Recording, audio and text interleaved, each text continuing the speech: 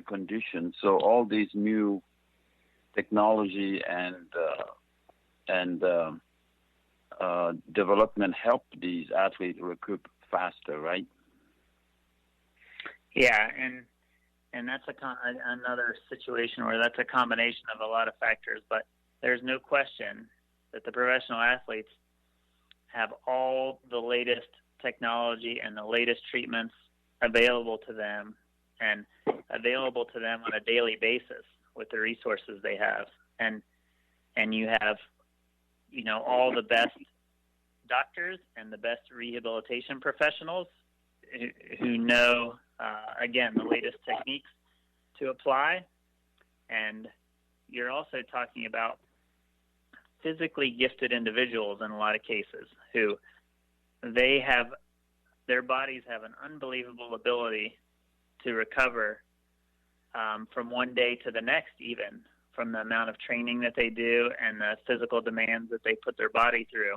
And they're almost, on another level with how resilient their bodies are and how much they can tolerate. So I think that factors into how well some of these individuals recover. And as does all the technology and the cutting edge treatments that they have at their fingertips, and nutrition and you name it. They can be getting treated in the training room or in the rehabilitation center 2, 3, 4, 5 times a day receiving treatments, because whatever it takes to get back out on the court or the playing field as soon as possible, right? Right.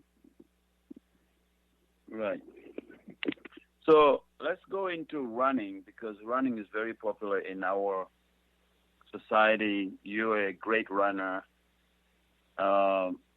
What kind of advice would you give a regular runner who don't have special technique? What surface, what condition should they run in? What kind of shoe?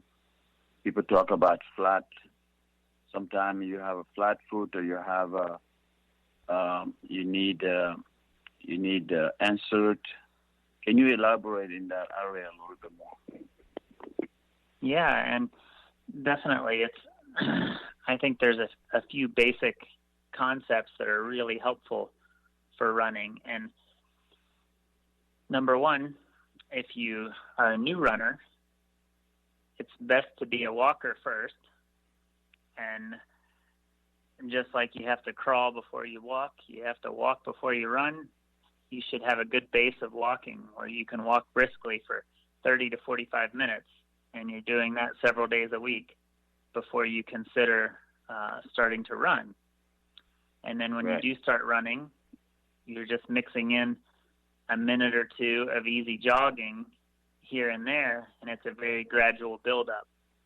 If you run too much too soon, you certainly are susceptible for a number of different injuries: shin splints, Achilles tendonitis, plantar fasciitis, hip and knee pain. So that's the first step, is that you have to start slow. And then the second thing I would say is, one of the reasons that a lot of runners get injured, and we see a lot of running injuries, is they have never been trained in proper running form. It's one of those sports that people just go out and run, but they didn't ever take any lessons or any instruction like you would if you were going to go out and take up golf or take up tennis or take up some other sport. Right. You always typically have some instruction or some coaching. So we see a lot of really poor running form, poor posture while they're running. One of the most common issues that we see with injured runners is what we call overstriding.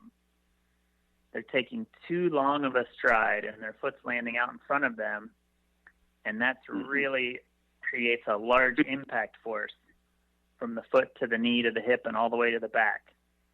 But the real efficient runners take shorter, quicker steps, and their feet land underneath of them, and they land softly. Right. And they take about 170 to 180 steps per minute. Right. But then often when we see our injured runners in here, we see them only taking about 150 steps per minute, creating a larger impact with each step and putting more stress on some of the muscles and tendons also. So right. The final point on the running would be the hips and the core are hugely important. You have to have a really strong, stable core, and you have to have strong and flexible hips. Right. And if you're strong in those areas and you have proper running form, then everything below that happens much easier. There's a lot less stress on the knees and the ankles. And the individuals are much more efficient and much less likely to be injured. So, combination of things: training error, running form, and then some of those muscle imbalances that we were talking about. And as far as shoes, this is why it's important to go to a running shoe store and be fit properly. There are a lot of different foot types out there, and there's a general theory that less shoe is better, and you can be more efficient and more natural in your running style if you have less of a shoe. And right. and that's a goal for a lot of us, but we also understand that some people who have a really flat foot or a really unstable foot might need a shoe that has a little bit more structure or a little bit more stability to it. Or conversely, there are individuals who have a really high arch and a really tight, rigid foot that doesn't absorb shock very well, and they feel much better in a soft cushion shoe to help with their shock absorption. So right. the bottom line there is, let's be properly measured and fitted. These running stores now have 3D technology where they'll scan your feet and get an exact 3D replica and recommend and from that be able to make recommendations on the right running shoe for your foot type, and that can be beneficial even for walkers. Right. So you touch a very good subject. I'm going to ask you a tough question. Can you give us a crash lesson on proper running technique over the air? Yeah, I can talk you through it, do my best to talk you through it and see if it makes sense. Right. Again, a really upright posture where you're standing tall, your head's tall, right. your chest is out. You're kind of leading with your chest or leading with your heart, as a friend of another physical therapist who works with a lot of runners once said, leading with your heart. And then if you're standing tall and you can still get your legs behind you a little bit, you want to be able to, extend your thigh behind you so that you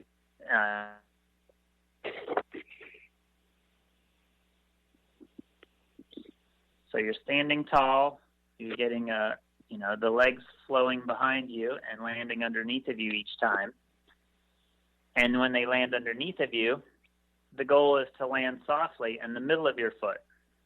There's certainly people who land more on their heel or more on their toe, but I think, most efficient and the least amount of stress on your body is if you can just land softly in the middle of your foot with your feet underneath of you. Right. And that running cadence that we talked about really helps take care of that.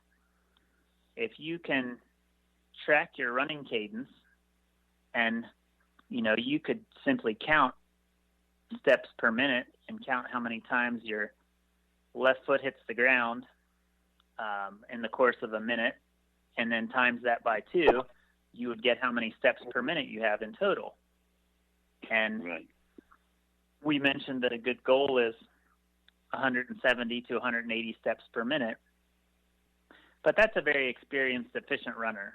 When you're just starting out, maybe you're only at 160, but as you get more experienced, you can try to take more steps shorter, quicker steps and try to build yourself up to 170 or get into the 170s.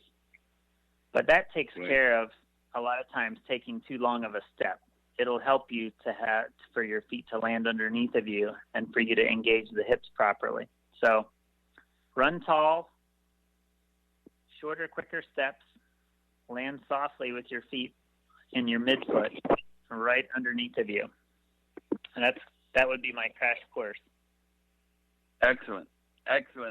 So Radio Sekou, Southwest Florida, Sarasota, Bradenton, great guest, Dave Ochendorf, physical therapist on Siesta Key.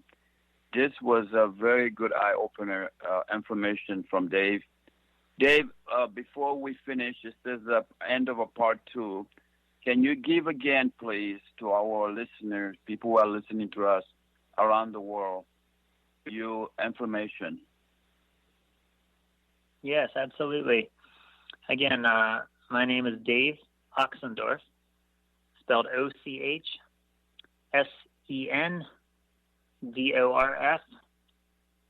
and the business name is Siesta Key Sports and Physical Therapy. That's on Siesta Key in Sarasota, Florida, 5147 Ocean Boulevard. The zip code is 34242. Our phone number here is area code 941-870-5811. And we have a website. It's siestakeypt.com. And my email, you could email me at dave@siestakeypt.com. Thank you so much, Dave. It was a great pleasure to have you. I'm sure we'd like to have you back because with these millions of information you have. Thank you for coming to Sekou Radio. And if you are listening, if you were able to take information, please visit Dave Ochendorf Physical Therapy on Siesta for any pain or any physical issue you have. Thank you, Dave. Thank you for having me, Sekou.